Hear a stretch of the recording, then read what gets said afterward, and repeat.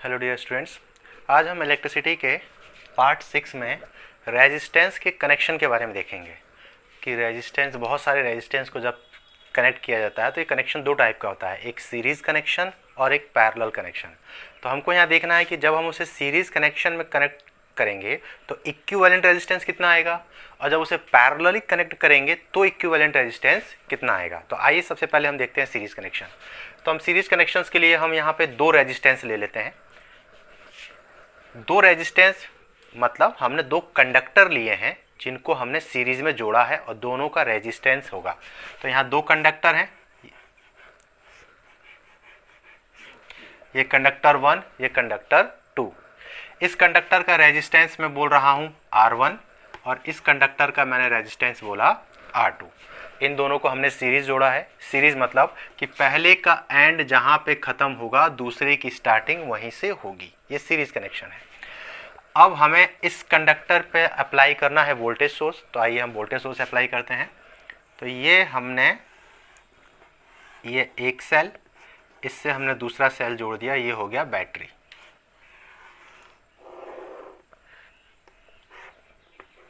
ये हमारा स्विच है।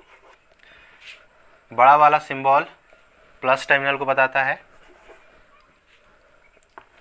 छोटा वाला माइनस यानी कैथोड को। इसका जो पोटेंशियल डिफरेंस है यानी ये V सोर्स है, ये आपको V पोटेंशियल डिफरेंस का सोर्स है, ठीक है। करंट हमेशा प्लस टर्मिनल से निकलेगा I, और I R1 और R2 से होता हुआ आपके नेगेटिव टर्मिनल में जाएगा। तो हम देख रहे हैं इस सर्किट में कि यहाँ पे I कहीं चेंज नहीं हो रहा है। जितना I R1 में जा रहा है उतना ही I R2 में जा रहा है। इसका मतलब कि सीरीज कनेक्शन में करंट की वैल्यू चेंज नहीं होती है।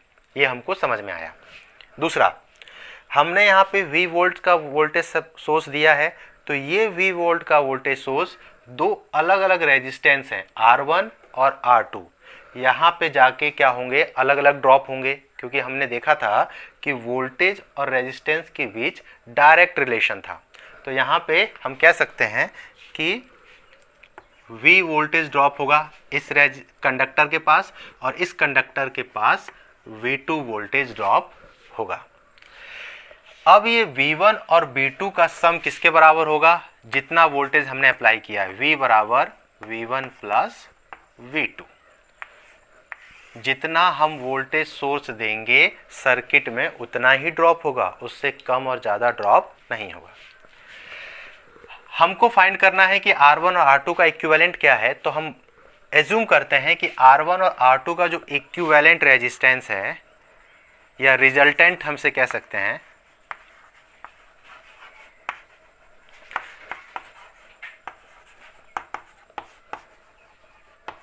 रिजल्टेंट रेजिस्टेंस को हमने बोला R इक्विवेलेंट, ठीक है। ये रिजल्टेंट हो गया। तो अगर इस पूरे सर्किट का, यानी जब इसको हम मिला लें और इसके रेजिस्टेंस जो रिजल्टेंट है उसे हम बोल रहे हैं R इक्विवेलेंट। तो अगर इस पूरे सर्किट में ओम्स लॉ लगाएं तो ओम्स लॉ बराबर क्या होता है, V बराबर ये जो I करंट फ्लो हो रहा है और दोनों का इक्विवेलेंट हमने कहा R इक्विवेलेंट। V बराबर I R इक्विवेलेंट। ये इक्वेशन फर्स्ट है और ये हमारा ये इक्वेशन सेकंड है, ये इक्वेशन फर्स्ट है। अब हम इस कंडक्टर के लिए ओम्स लॉ लगाएं तो इस कंडक्टर के लिए ओम्स लॉ क्या हो जाएगा कि V1, इसके अक्रॉस कितना वोल्टेज ड्रॉप है, V1। तो V1 बराबर करंट चेंज नहीं हो रहा है I R1। V1 बराबर I R1। इस कंडक्टर में ओम्स लॉ लगाएं तो इस कंडक्टर में देख रहे हैं सेम करंट जा रहा है I। इस कंडक्टर के लिए आएगा V2 बराबर I R2। अब ये V1 और V2 और ये V, इन तीनों की ही वैल्यू हमें इक्वेशन फर्स्ट में पुट करनी है। आइए करते हैं। यहाँ V बराबर मैं रखूँगा I, यहाँ V बराबर रखूँगा I R इक्विवेलेंट। यहाँ V1 की जगह रखूँगा I R1 और यहाँ V2 की जगह रखूँगा I R2। आप देख पा रहे हैं कि इन तीनों में ही I कॉमन है, तो I को कॉमन लेके अगर मैं हटा दूं तो मैं देख पा रहा हूं कि R इक्विवेलेंट बराबर R1 प्लस R2। तो मुझे क्या पता चला कि अगर मेरा रेजिस्टर्स यानी कंडक्टर्स सीरीज में कनेक्टेड हैं तो उनका जो रेजिस्टेंस होगा सम ऑफ इंडिविजुअल रेजिस्टेंसेस, जो अलग अलग रेजिस्टेंस हैं उनके सम के बराबर होगा। अगर यहाँ पे मैंने 2 लिया है, 3 लिया होता तो R1 plus R2 plus R3।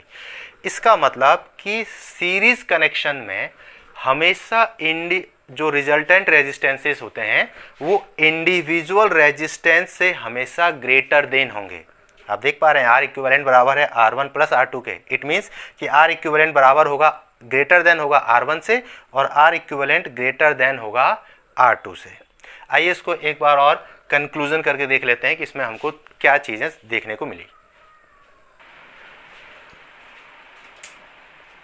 तो यहाँ पे हमारे जो कंक्लूजन्स हैं, पहला कंक्लूजन कि same current flow in whole circuit.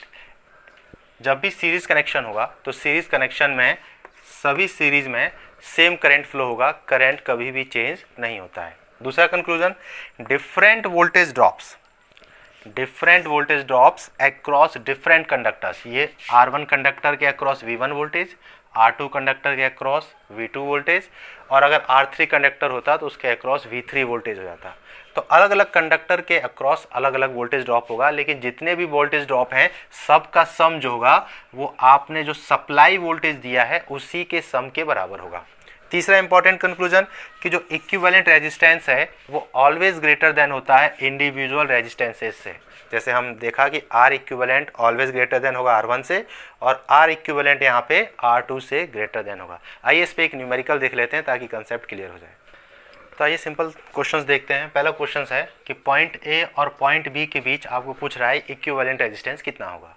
तो हम देख पा रहे हैं कि यहाँ 6, 2 और 3 सीरीज में कनेक्टेड हैं, तो डायरेक्ट आपको इनको जोड़ देना है। तो यहाँ आपको आंसर आ जाएगा इक्विवेलेंट रेजिस्टेंस इक्वल टू 6 और 2 8, 8 और 3 11 ओम का रेजिस्टेंस आपको मिलेगा। सेकंड क्वेश्चन की बात करें, सेकंड क्वेश्चन में आपको सर्किट बना के दिया हुआ है। 2 कंडक्टर्स हैं, एक का रेजिस्टेंस है 6 ओम, एक का है 8 ओम, दोनों आपको 28 वोल्ट के कनेक्शन से कनेक्टेड हैं। तो पूछ रहा है सर्किट में कितना करंट फ्लो होगा। तो सिंपल ओम्स लॉ लगाएंगे तो हम जानते हैं I बराबर V बाई R। V आपको 28 दिया हुआ है और R आप देख पा रहे हैं चूँकि सीरीज में कनेक्टेड है तो डायरेक्ट आप जोड़ेंगे तो 6 और 8 कितना हो जाएगा आपको 14। 14 से आप डिवाइड करेंगे यानी 2 एम्पियर का आपको करंट मिलेगा। तो इस टाइप से सीरीज कनेक्शंस के क्वेश्चंस बनते हैं। अब आइए देखते हैं पैरेलल कनेक्शंस। आइए अब हम देख लेते हैं पैरेलल कनेक्शन।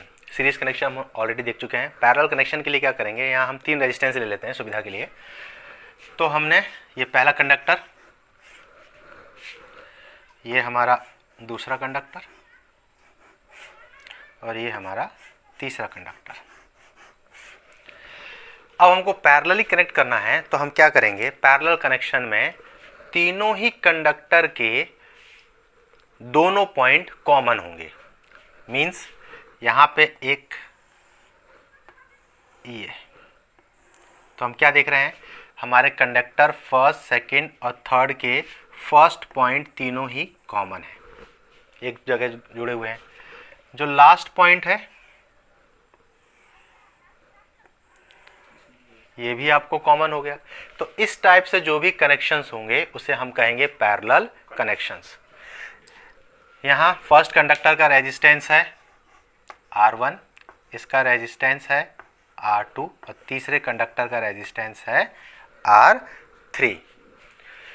अब हम कनेक्शन तो ऑलरेडी कर चुके हैं, अब हमें इनके बीच क्या करना है, तो इनके बीच हम देते हैं पावर सप्लाई। तो हम ये पावर सप्लाई देते हैं।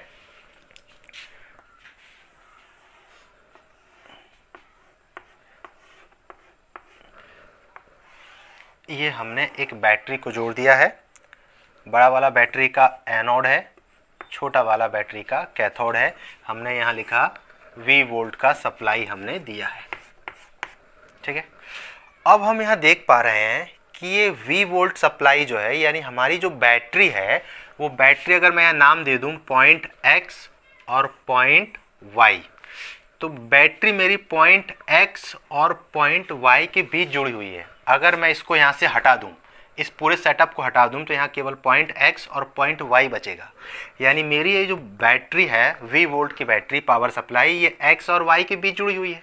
तो X और Y के बीच जो भी कंडक्टर जुड़े होंगे उनके पास भी सेम पोटेंशियल होगा जो पॉइंट X और Y के बीच होना चाहिए। इसका मतलब कि R1, R2 और R3 इन पे सेम पोटेंशियल V पोटेंशियल ही अप्लाई होगा।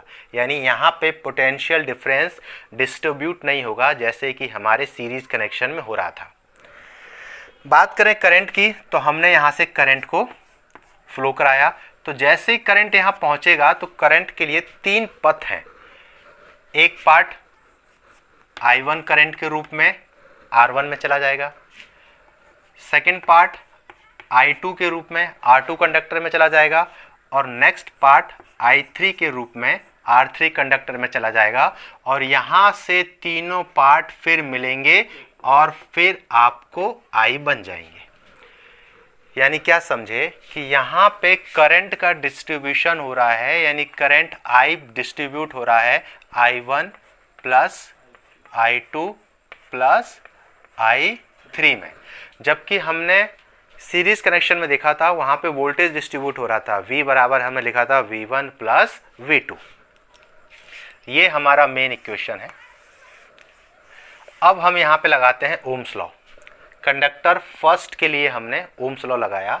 तो ओम्स लॉ में हम देख रहे हैं कि करंट, अब उससे पहले अगर मैं इस पूरे सेटअप का मुझे क्या निकालना है, इक्विवेलेंट रेजिस्टेंस निकालना है, तो मैं मान लेता हूँ, एज्यूम करता हूँ लेट कि जो इक्विवेलेंट रेजिस्टेंस है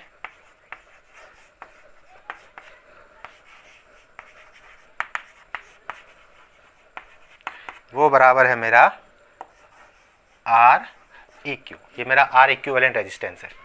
तो पूरे सेटअप में अगर मैं ओम्स लॉ लगाऊं तो मुझे I बराबर क्या मिलेगा, I बराबर मिलेगा V जो वोल्टेज सोर्स है, और इस पूरे सेटअप का इक्विवेलेंट रेजिस्टेंस REQ। ये I बराबर मिला। अब इस इंडिविजुअल कंडक्टर में लगाऊं तो यहाँ पे अगर ओम्स लॉ लगाऊंगा तो I1 किसके बराबर मिलेगा, I1 बराबर मिलेगा V, क्योंकि इसके अक्रॉस भी सेम पोटेंशियल होगा जो पोटेंशियल यहाँ पे है। V बराबर कंडक्टर का रेजिस्टेंस R1, I2 बराबर V कंडक्टर का रेजिस्टेंस R2, और I3 बराबर V कंडक्टर का रेजिस्टेंस R3। अब मैं इस I1, I2, I3 की वैल्यू को इस इक्वेशन फर्स्ट में पुट कर दूं। आइए कर देते हैं।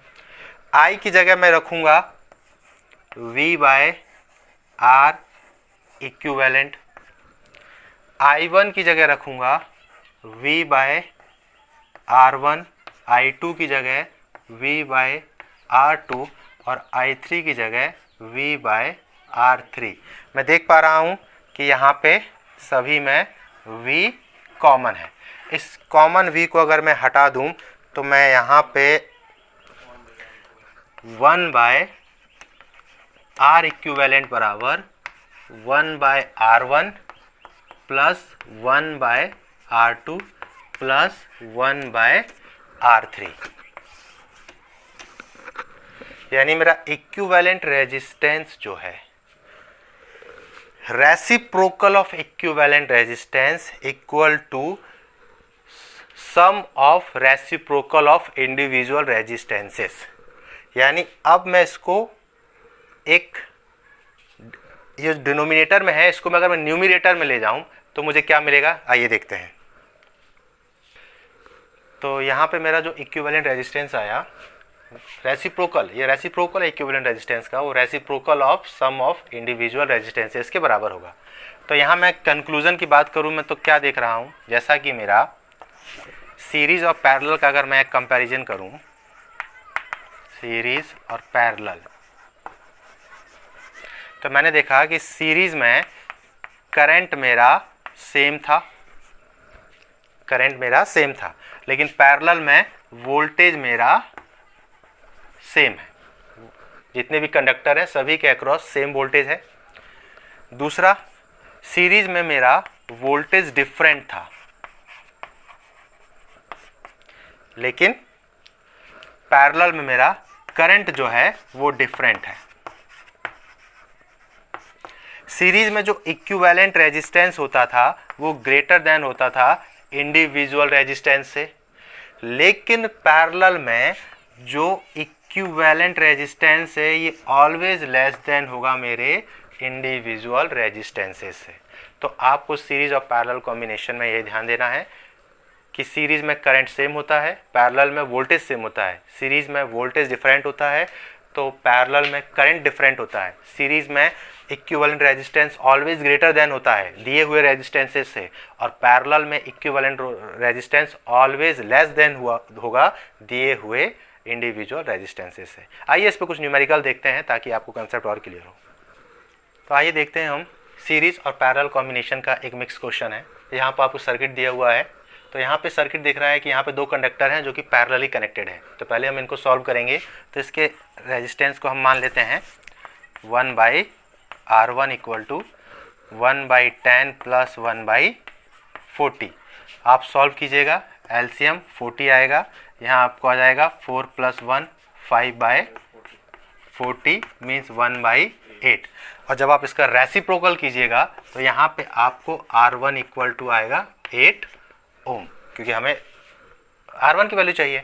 यहाँ पे 3 रेजिस्टर्स हैं जो कि पैरेलली कनेक्टेड हैं, तो तीनों रेजिस्टर्स के लिए हम इसका इक्विवेलेंट मान लेते हैं R2। सॉल्व करेंगे 1/20 + 1/30 + 1/60। आप एलसीएम निकालेंगे, आएगा 60, यहाँ आएगा 3 2 1, तो ये हो जाएगा 6/60 यानी 1/10। तो जब आप R इक्विवेलेंट रेसिप्रोकल करेंगे तो R2 बराबर आपको आएगा 10 ओम।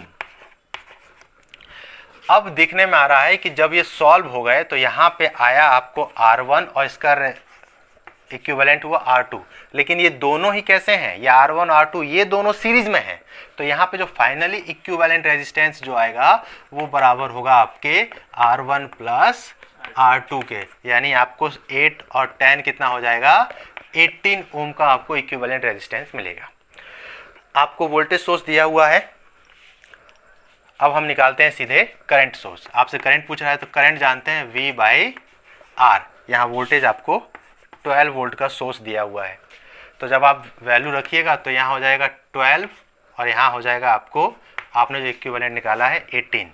सॉल्व कीजिएगा, I = 2/3, 3 से सॉल्व कीजिएगा 0.666 आता जाएगा। जब आप इसे सिग्निफिकेंट नंबर में सॉल्व कीजिएगा तो 0.67 एम्पियर। तो आपको सर्किट में कितना करंट फ्लो होगा, 0.67 एम्पियर का करंट आपको मिलेगा। तो ये हमारी रेजिस्टेंस से रिलेटेड क्लास थी। रेजिस्टेंस अब कंप्लीट हो चुका है। Thank you.